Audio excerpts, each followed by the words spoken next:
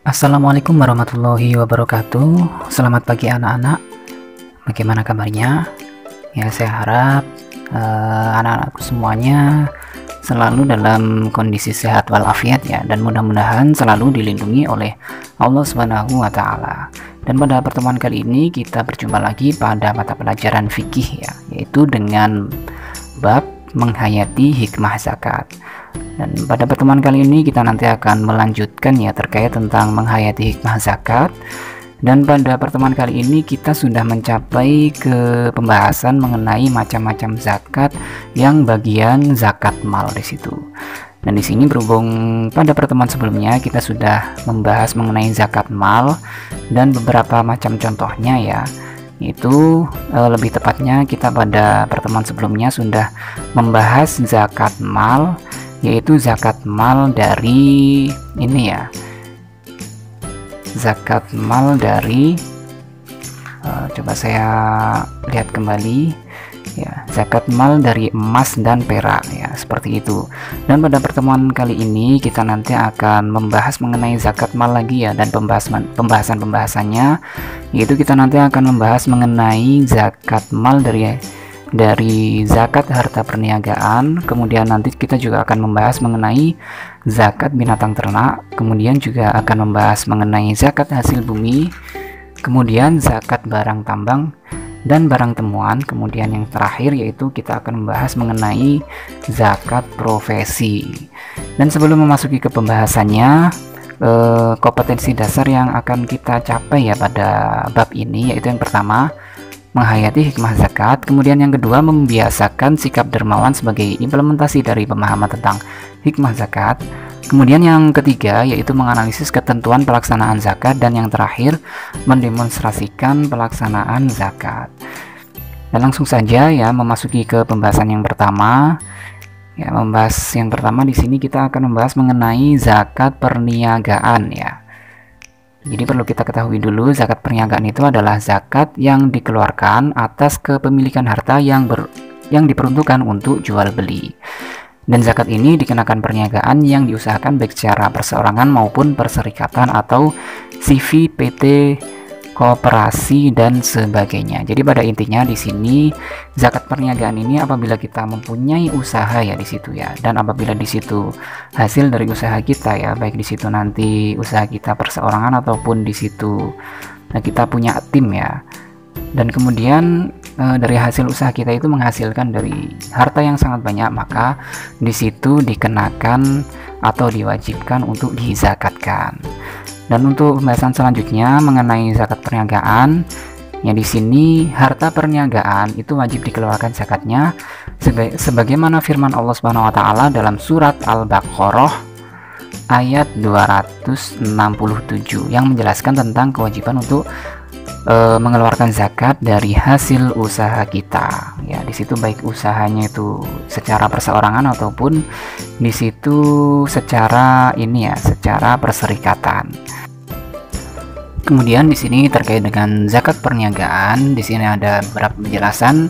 Tahun perniagaan itu dihitung sejak mulai berniaga ya, atau memulai perdagangan. Dan kemudian adapun untuk yang dihitung itu bukan hanya labanya saja, tetapi seluruh barang yang diperdagangkan. Jadi apabila sudah mencapai nisabnya, maka wajib dikeluarkan zakatnya.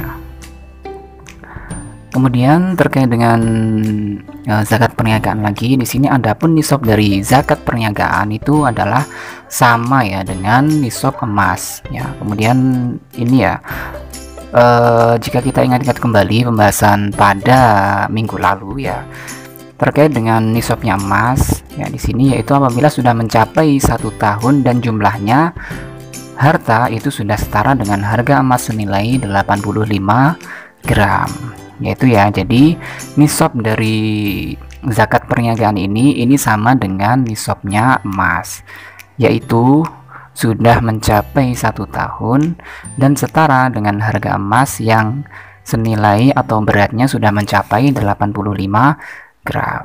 Ya, kurang lebihnya penjelasan terkait dengan zakat perniagaan adalah seperti yang sudah saya jelaskan tadi. Terus kemudian di sini pembahasan selanjutnya terkait dengan zakat mal, ada juga zakat binatang ternak ya.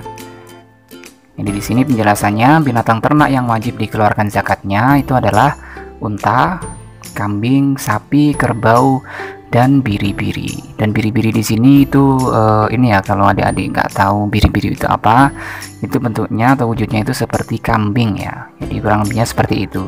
Kemudian adapun syarat wajib zakat binatang ternak ini adalah sebagai berikut. Jadi terus disimak videonya ya, dan jangan di skip supaya nanti apa yang saya sampaikan adik-adik bisa mengetahuinya, informasinya secara keseluruhan.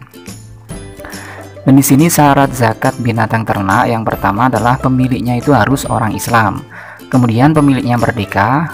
Merdeka itu maksudnya di situ bukan budak ya. Terus kemudian yang ketiga yaitu milik sendiri, bukan milik orang lain. Kemudian yang keempat mencapai 1 nisab. Kemudian yang kelima di sini cukup 1 tahun atau sudah mencapai setahun. Kemudian yang selanjutnya di sini makanannya ya, di situ dengan pengembalaan. Penggembalaan di sini kalau adik-adik tidak tahu, kalau bahasanya ini ya bisa dikatakan dengan mencari sendiri. Ya, mencari sendiri rumputnya itu mencari di kebun-kebun ya, seperti itu ya. Jadi bukan dari hasil membeli. Ya, seperti itu. Kemudian syarat yang selanjutnya di sini yang terakhir, binatang tidak digunakan untuk bekerja. Jadi kalau semisal di situ kerbau ya atau sapi digunakan untuk membajak sawah, nah itu tidak dianjurkan untuk atau tidak diwajibkan untuk dizakati. Tetapi apabila di situ binatang tersebut tidak digunakan untuk bekerja atau hanya untuk peliharaan saja untuk diperjualbelikan, maka binatang tersebut wajib dizakati. Itu adalah beberapa syarat-syarat zakat binatang ternak. Dan kemudian di sini ada pembagiannya ya untuk zakat-zakatnya. Di sini adik-adik bisa perhatikan nisab unta. Di sini ada beberapa kriteria ya. Jadi nisab unta apabila di situ sudah mencapai 15 sampai 19 unta, maka zakat yang dikeluarkan itu adalah 3 ekor kambing. Dan umur dari 3 ekor kambing tersebut adalah sudah mencapai 2 tahun lebih. Ya, cara membaca grafiknya seperti itu ya. Kemudian yang kedua di sini apabila sudah mencapai 20 sampai 24 unta, maka zakat yang wajib dikeluarkan itu adalah 4 ekor kambing dan berumur 2 tahun lebih. Nah, itu ya. Bisa adik-adik perhatikan kembali, cara membacanya adalah seperti itu ya grafiknya ya. Dan di sini lanjut langsung saya cepatkan lagi. Apabila di situ zakatnya ya atau ontanya itu sudah mencapai 91 sampai 120 ekor unta, maka zakat yang dikeluarkan yaitu 2 ekor unta. Dan untanya di situ unta betina yang berumur 3 tahun masuk tahun keempat, yaitu adalah nisab unta ya. Jadi bisa diperhatikan kembali, bisa dicermati kembali. Yang saya tampilkan di sini adalah beberapa kriteria nisab unta ketika sudah mencapai jumlahnya di situ ya. Jadi bisa diperhatikan kembali di situ. Kemudian di sini memasuki ke nisab zakat kambing. Berbeda ya dengan nisabnya unta tadi. Dan di sini apabila sudah mencapai 40 sampai 100 ekor kambing, maka zakat yang wajib dikeluarkan adalah 1 ekor kambing atau domba betina ya, yang berumur 2 tahun lebih. Dan apabila di situ sudah mencapai 191 sampai 200 ekor kambing, maka zakatnya adalah 2 ekor kambing yang berumur 2 tahun lebih. Kemudian apabila di situ kambingnya sudah mencapai 201 sampai 399 ekor kambing, maka zakat yang wajib dikeluarkan adalah 3 ekor kambing atau domba betina yang sudah berumur 2 tahun lebih. Dan di sini yang terakhir apabila sudah mencapai ya 400 ekor kambing atau lebih di situ ya, baik di situ 500 atau bahkan nanti sampai 1000, maka wajib nisab yang wajib dikeluarkan itu 4 ekor kambing atau domba betina yang sudah berusia atau berumur 2 tahun lebih. Itu adalah nisab dari zakat kambing. Kemudian di sini yang terakhir nisab zakat sapi atau kerbau ya di sini ya. Di sini apabila sudah mencapai 30 sampai 39 ekor sapi, maka zakat yang wajib dikeluarkan itu adalah 1 ekor anak sapi atau kerbau yang sudah berumur 1 tahun lebih. Kemudian apabila sudah mencapai 40 sampai 59 ekor, maka zakatnya 1 ekor anak sapi atau kerbau yang sudah berumur 2 tahun lebih. Dan jika 60 sampai 69, maka zakatnya 2 ekor anak sapi atau kerbau yang sudah berumur 1 tahun lebih. Dan di sini yang terakhir, apabila sudah mencapai 70 sampai 79, maka zakat yang dikeluarkan yaitu 1 ekor anak sapi atau kerbau yang sudah berumur 1 tahun lebih. Dan di sini keterangannya apabila sudah di atasnya 79 ya, misal 100 atau mungkin 200 dan sebagainya, maka zakat yang dikeluarkan yaitu 1 ekor anak sapi atau kerbau yang sudah berumur 2 tahun lebih. Itu adalah beberapa penjelasan ya tentang nisab zakat hewan ternak, yaitu ada unta, ada sapi atau kerbau, dan juga ada kambing. Kemudian lanjut ke pembahasan yang selanjutnya. Di sini sudah memasuki ke pembahasan zakat hasil bumi ya. Di sini zakat hasil bumi atau hasil bumi yang wajib dikeluarkan zakatnya itu adalah sesuatu yang menjadi kebutuhan pokok sehari-hari. Misalnya ada beras, ada jagung, terus kemudian ada gandum, sagu ataupun buah-buahan. Intinya pada intinya zakat hasil bumi ini ya yang wajib dikeluarkan itu adalah makanan pokok yang ada di daerah tertentu. Ya, kurang lebihnya seperti itu ya. Terus kemudian penjelasan selanjutnya terkait dengan hasil zakat hasil bumi di sini. Di sini ada syarat zakat tanaman. Ya, yang pertama di sini pemiliknya Islam, kemudian pemiliknya merdeka, kemudian milik sempurna ya. Di sini maksudnya milik sempurna itu tidak ada campur tangan dari orang lain, jadi miliknya sendiri. Kemudian yang selanjutnya di situ ditanam oleh seseorang. Kemudian yang kelima berupa makanan pokok dan tahan lama. Dan yang terakhir mencapai 1 nisab. Itu adalah beberapa syarat zakat tanaman ya, yaitu jumlahnya ada 7 bagian. Ini maksud saya di sini ada 6 ya, ada 6 syarat di sini. Kemudian di sini ya terkait dengan penjelasan tentang tentang zakat hasil bumi. Di sini zakat hasil bumi ini tidak dikeluarkan setahun sekali ya, melainkan setiap panen. Sebagaimana yang telah dijelaskan oleh Rasulullah SAW dalam hadisnya, yang artinya maksud saya di sini ya, saya ulangi lagi, yang artinya dari Jabir dari Nabi Muhammad SAW, beliau bersabda, apabila kebun itu diairi oleh sungai dan hujan, maka zakatnya adalah 10%. Sedangkan jika diairi dengan tenaga unta, maksudnya di sini airnya di situ beli ya atau dan sebagainya di situ, intinya tidak alami dari alam, maka zakatnya adalah 5% saja. Itu adalah penjelasan terkait pembagian atau nisabnya zakat hasil bumi. Kemudian di sini untuk penjelasan nisabnya secara perinci ya, untuk nisab dan kadar yang harus dikeluarkan dalam zakat buah-buahan itu sama seperti zakat tanaman dan biji-bijian. Sebagaimana hadis Rasulullah SAW yang artinya tidak ada sedekah atau zakat pada biji dan kurma kecuali apabila mencapai 5 wasak. Hadis riwayat Muslim. Dan di sini ada catatan ya, karena di buku kalian, buku-buku adik-adik semua di LKS, di situ tidak disebutkan ya 5 wasak itu sama dengan berapa, dan di sini saya cantumkan bahwasanya 5 wasak itu sama dengan 652,8 kg. Nah, perlu diingat-ingat kembali ya. Jadi ini ada poin penting yang perlu adik-adik ketahui, karena di buku paket dan LKS adik-adik semua itu tidak dicantumkan. Kemudian lanjut ke pembahasan selanjutnya. Di sini zakat barang tambang dan barang temuan. Dan penjelasannya, hasil tambang yang berupa emas, perak, tembaga dan barang tambang yang lainnya itu bisa Maksud saya di sini, bila saat penambangan dilakukan sudah mencapai 1 nisab, maka tidak perlu menunggu 1 tahun. Kemudian zakat yang dikeluarkan itu adalah 2,5%-nya saja. Jadi di sini merujuk kepada ini ya, zakatnya emas ya. Maksudnya di sini penambangan dilakukan mencapai 1 nisab. Saya ulangi lagi.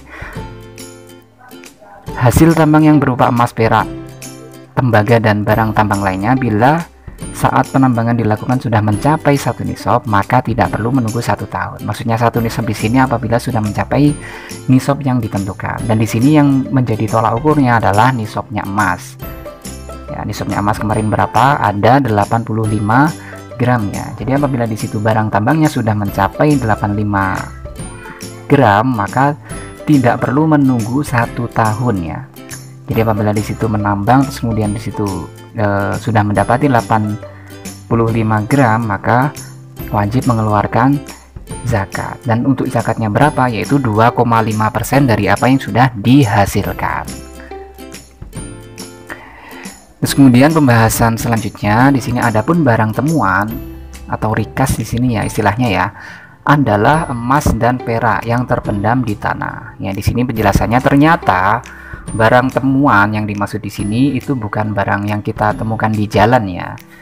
Ya, bukan seperti itu, tetapi barang temuan yang di sini emas dan perak yang terpendam di tanah. Seperti itu. Dan adapun untuk zakat barang temuan ini tidak disyariatkan 1 tahun.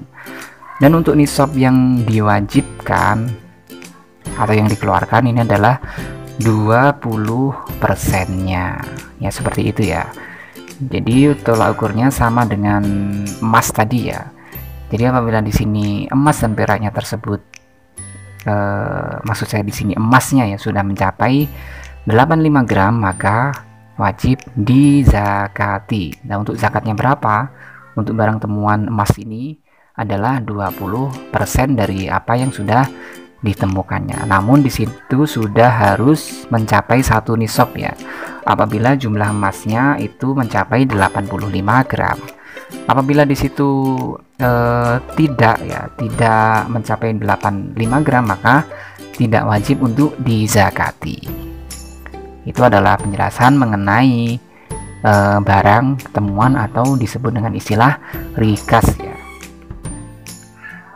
Kemudian di sini pembahasan selanjutnya terkait dengan barang tambang ya, atau zakat barang tambang dan barang temuan. Di sini ada beberapa syaratnya ya, syarat zakat rikas, yaitu yang pertama Islam, kemudian yang kedua merdeka, kemudian yang ketiga mencukupi nisab, kemudian yang keempat tidak disyariatkan haul, dan yang terakhir adalah milik sendiri ya. Jadi bukan ditemukan bersama-sama di situ. Itu adalah beberapa syarat zakat rikas atau barang temuan. Kemudian pembahasan yang terakhir di sini terkait dengan zakat mal. Di sini ada zakat profesi ya. Jadi zakat profesi ini adalah zakat hasil usaha yang dilakukan oleh seseorang. Dan zakat ini didasarkan karena saat ini penghasilan pekerja yang profesional itu ya, itu sangat besar ya. Misalnya dokter, terus kemudian di situ mungkin ini ya jabatan-jabatan seperti manajer perusahaan, atau mungkin sekarang yang sudah menjadi guru, yang sudah PNS ya, di situ dikenai zakat apabila sudah mencapai nisabnya. Dan kemudian di sini zakat pendapatan atau profesi ini mengambil rujukan kepada nisab zakat tanaman dan buah-buahan, yaitu sebesar 5 wasak atau 652,8 kg gabah atau setara dengan 520 kg beras. Ya, seperti itu ya.